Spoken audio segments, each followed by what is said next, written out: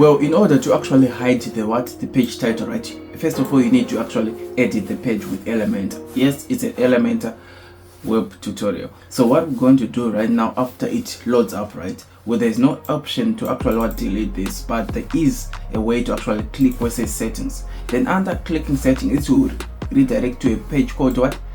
Page settings. That's where we're actually going to find where it says hide title, but sometimes it won't work, as you can see, right? So I'm going to go back and I'm actually going to go on the page layout and I'm going to click it as a what?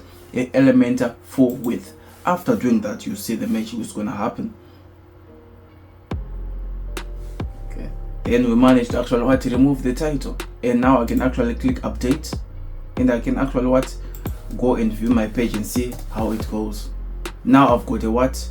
A good looking web page, which I'm actually going to work on. Yeah. Cheers, bye for now.